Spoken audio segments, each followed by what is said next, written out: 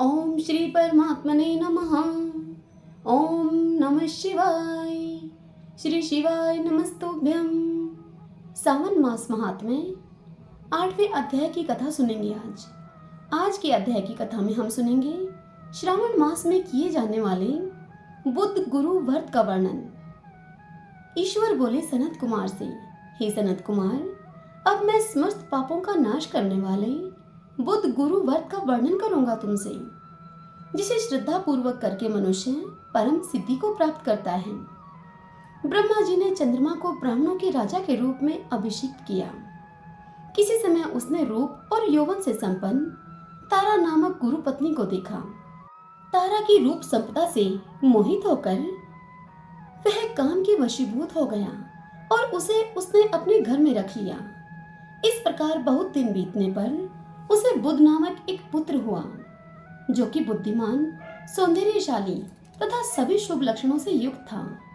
गुरु बृहस्पति को जब यह ज्ञात हुआ कि तारा चंद्रमा के घर में विद्यमान है, तब उन्होंने चंद्रमा से कहा कि मेरी पत्नी को तुम वापस कर दो। अनेक तरह से समझाने पर भी जब चंद्रमा ने तारा को वापस नहीं दिया, तब बृहस्पति ने देवताओं की सभा में जाकर देवराज इंद्र को यह सारा वृत्तांत बतलाया और देवराज इंद्र से कहा कि हे शक्र, आप देवताओं के राजा हैं, इसलिए आज्ञा देकर आप मेरी पत्नी को उससे मुझे वापस दिलवाएं, अन्यथा उस चंद्रमा के द्वारा किया गया पाप निसंदेह आपको ही लगेगा, क्योंकि शास्त्र निर्णय के अनुसार प्रजा के द्वारा किए गए पाप को राजा भोगता है। पुराण में भी ऐसा ही कहा गया है कि दुर्बल का बल राजा होता है। गुरुदेव बृहस्पति का यह वचन सुनकर इंद्र ने चंद्रमा को सभा में बुलाकर रोष पूर्वक उसे आदेश दिया और कहा कि हे विधो, गुरु की भार्या को तुम वापस दे दो। देवेंद्र का यह वचन सुनकर चंद्रमा ने इंद्र से कहा कि मैं आपकी आज्ञा से तारा को तो दे दूंगा, किंतु इस पुत्र को नहीं दूंगा। शास्त्र के अनुसार विचार करके देवताओं ने उस बुद्ध को चंद्रमा को दे दिया। इसके बाद गुरु को उदास देखकर देवताओं ने उन दोनों को वर प्रदान किया और कहा कि हे चंद्र, अब तुम अपने घर को जाओ। यह तुम्हारा भी पुत्र है और बृहस्पति का भी है। यह तुम्हारा पुत्र ग्रहों में प्रतिष्ठित होगा। हे सुराचार्य, आप यह दूसरा भी शुभ वर ग्रहण कीजिए कि जो बुद्धिमान व्यक्ति आप दोनों बुद्ध और गुरु का व्रत मिलाकर करेगा, उसकी संपूर्ण सिद्धि होगी। यह सत्य है, यह सत्य है, इसमें संदेह नहीं है। शंकर जी के लिए अत्यंत प्रिय इस श्रावण मास के आने पर जो लोग बुधवार तथा गुरुवार को पूजन व्रत करेंगे, उन मनुष्यों को सिद्धि प्राप्त होगी। इस व्रत में दही तथा भात का नैवेद्य व्रत सिद्धि में मूल हेतु है। स्थान भेद से आप दोनों की मूर्ति लिखकर पूजन करने से भिन्न भिन्न फल प्राप्त होता है। यदि कोई हिंडोले के ऊपरी स्थान पर आप दोनों की मूर्ति लिखकर पूजन करे, तो वह सर्वगुण संपन्न तथा दीर्घायु पुत्र प्राप्त करेगा। यदि मनुष्य कोषागार में मूर्ति को लिखकर पूजन करता है, तो उसके कोष बढ़ते हैं और वे कभी क्षय को प्राप्त नहीं होते। इसी प्रकार पाकाल्य में पूजन करने से पाक वृद्धि और दिवाले में पूजन करने से उनकी कृपा प्राप्त होती है।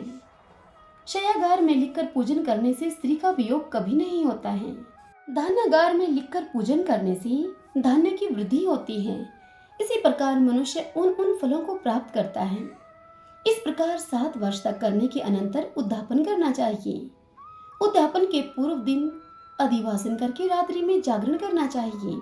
स्वर्ण की प्रतिमा बनवाकर विधि पूर्वक 16 उपचारों से पूजन करने के बाद तिल, घृत, चरु और अपामार्ग तथा अशुतत से युक्त समिधाओं से होम करना चाहिए और अंत में पूर्ण आहुति देनी चाहिए।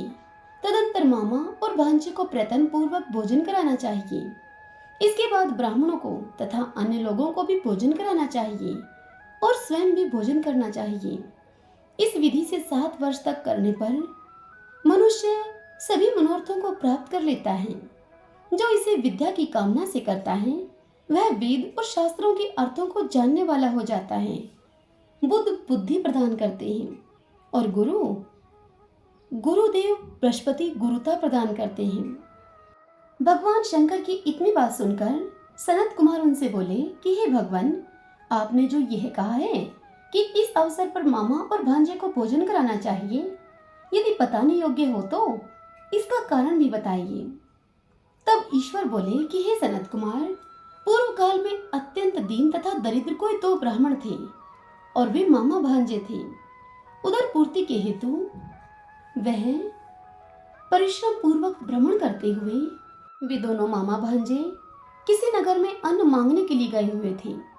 उन्होंने घर घर में श्रावण मास में प्रत्येक वार को उस वार का व्रत होते हुए देखा, किंतु कहीं भी बुध और गुरु का व्रत उन्होंने नहीं देखा। तब उन्होंने वहां बहुत देर तक परस्पर विचार किया कि सभी वारों का व्रत तो सर्वत्र दिखाई पड़ रहा है, किंतु बुध और गुरु का कहीं नहीं दिखाई पड़ता। अतः चूंकि यह व्रत अनुच्छिष्ट है, इसीलिए हम दोनों को चाहिए कि इस शुभ व्रत का अनुष्ठान आदर पूर्वक करें। किंतु हे सनत कुमार, इसकी विधि न जानने के कारण वे दोनों मामा भांजे संशय में पड़ गए। तभी उसी रात्रि में उन्हें स्वप्न में इस व्रत की विधि दृष्टिगोचर हो गई। इसके बाद उन्होंने उसकी विधि के अनुसार इस व्रत को किया, जिससे कि उन्होंने अपार संपदा प्राप्त की। प्रतिदिन उनकी संपत्ति अब बढ़ने लगी और सभी लोगों को यह ज्ञात भी हो गया। इस प्रकार 7 वर्ष तक इस व्रत को करके वे पुत्र पौत्र आदि से संपन्न हो गए। तत्पश्चात उनके ऊपर प्रसन्न होकर बुद्ध और गुरु प्रकट हुए और उन्होंने उन दोनों को यह वरदान दिया कि आप दोनों ने हम दोनों के निमित्त इस व्रत को प्रवर्तित किया है। अतः आज से जो कोई भी इस शुभ व्रत को करेगा, उसे व्रत की समाप्ति पर मामा और भांजे को प्रतन पूर्वक भोजन कराना चाहिए। इस व्रत के प्रभाव से उसे सभी मनोकामनाओं की परम सिद्धि हो जाती है और अंत में चंद्र सूर्य पर्यंत उसका हमारे लोक में वास होता है। इस प्रकार श्री स्कंद पुराण के अंतर्गत ईश्वर सनत कुमार संवाद में श्रावण मास महात्म्य में बुध गुरु व्रत कथन नामक 8वां अध्याय पूर्ण हुआ। आइए भगतजनों, अब महाकाल क्षेत्र की कथा को सुनते हैं। आज की कथा में हम सुनेंगे भस्म की महिमा से ब्रह्मा राक्षस का उद्धार। सूत जी कहते हैं कि वामदेव नाम से प्रसिद्ध एक महातपस्वी शिवयोगी हुए हैं, जो कि सुख दुख आदि द्वंद्वों से रहित, निर्गुण, शांत, असंग, समदर्शी, आत्माराम, क्रोध को जीतने वाले तथा ग्रह और गृहिणी से हीन थे। सबके ऊपर दया करने में संलग्न रहने वाले वे महात्मा एक दिन स्वेच्छानुसार घूमते फिरते बड़े भयंकर क्रोचारण्य में जा पहुंचे। वहां उस निर्जन वन में कोई भूख प्यास से व्याकुल अत्यंत ही भयानक ब्रह्मा राक्षस रहता था। वामदेव जी को देखकर उन्हें खा जाने के लिए वह राक्षस बड़े वेग से उनकी ओर दौड़ा। उस राक्षस को आते हुए देखकर योगेश्वर वामदेव तनिक भी विचलित नहीं हुए।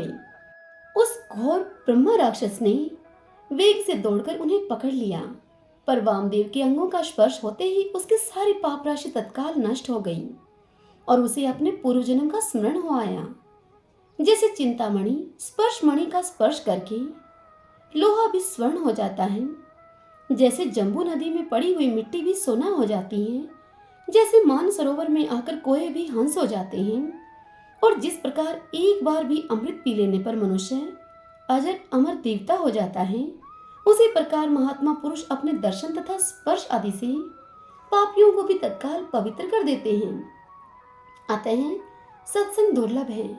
जो राक्षस पहले भूख प्यास से विकल होकर घोर रूप धारण करके वन में भटकता फिरता था, वही राक्षस अब एक साधु के संपर्क से पूर्णानंद हो गया।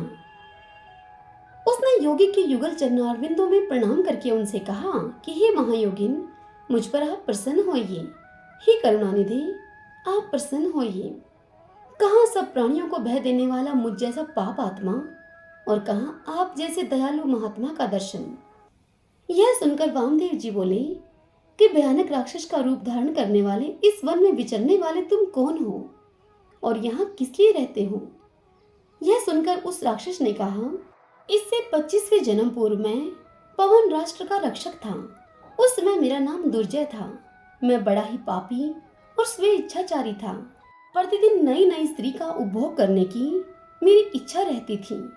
नित्य एक एक स्त्री को भोग कर मैं छोड़ देता और उसे घर के भीतर रखकर अन्य स्त्रियों का मैं अपहरण करवाता था। मेरे द्वारा भोगी हुई वे स्त्रियां घर के भीतर बंद रहकर दिन रात शौक में डूबी रहती थीं। मेरे राज्य में जितने ब्राह्मण थे वे सब स्त्रियों के सहित वहां से भाग गए। मैं सधवा, विधवा, कुंवारी तथा रजस्वला सभी तरह की स्त्रियों का हरण करके उनके साथ कुकर्म करता था। इस प्रकार दूषित विषय भोगों में आसक्त मत एवं मदिरापान में रत रहने के कारण मुझे जवानी में ही यक्ष्मा आदि बड़े बड़े रोगों ने घेर लिया। मंत्रियों और सेवकों ने भी मुझे त्याग दिया। अंत में अपने ही कुकर्म के कारण मैं मर गया। जो मनुष्य धर्म से भ्रष्ट हो जाता है उसकी आयु नष्ट होती है, आयश बढ़ता है, भाग्य क्षीण होता है उसका, वह अत्यंत दुर्गति में पड़ता है तथा उसके पूर्वज पितृ स्वर्ग से निश्चय ही गिर जाते हैं। मृत्यु के पश्चात यमराज के दूत मुझे यमलोक में लेकर गए। वहां पर मैं भयंकर नरक कुंड में डाल दिया गया। उस कुंड के भीतर यमदूतों से पीड़ित होकर मुझे 30,000 वर्षों तक रहना पड़ा। तदंतर बचे हुए पाप के फल से मैं निर्जन वन में भूख प्यास से विकल एक पिशाच हुआ।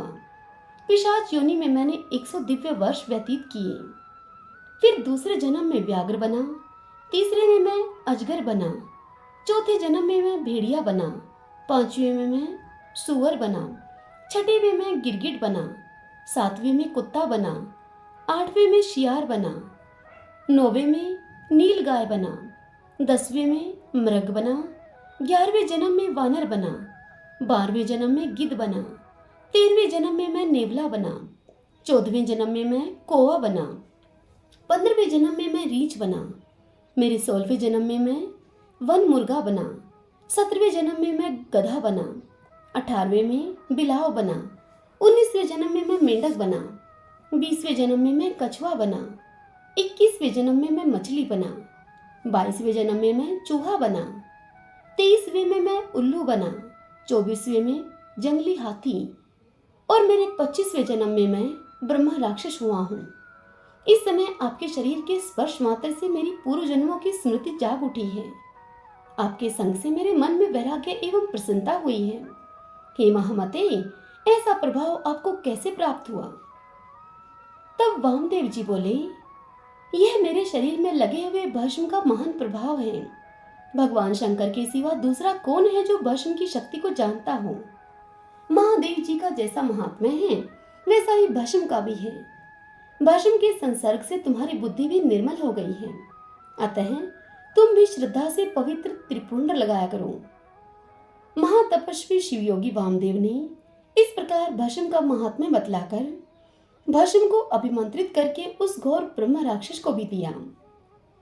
उससे ब्रह्म राक्षस ने अपने ललाट में त्रिपुंड धारण किया और उस ललाट के त्रिपुंड धारण करने के प्रभाव से वह तत्काल ब्रह्म राक्षस शरीर को त्याग कर दिव्य स्वरूप से सुशोभित होने लगा। उसने भक्ति पूर्वक गुरु वामदेव की परिक्रमा की और दिव्य विमान पर बैठकर पुण्य लोक को प्रस्थान किया। महायोगी वामदेव साक्षात शिव की ही भांति पुनः संसार में भ्रमण करने लगे। हरिओम तत्सत। श्री शिवाय नमस्तुभ्यं। कल की कथा में हम सुनेंगे श्रावण मास में शुक्रवार के दिन सुनी जाने वाली जीवंतिका व्रत की कथा। आज की यह कथा आपको कैसी लगी? वीडियो को लाइक करके आप हमें अवश्य बताइए और कमेंट सेक्शन में हर हर महादेव लिखिएगा। श्री शिवाय नमस्तुभ्यं।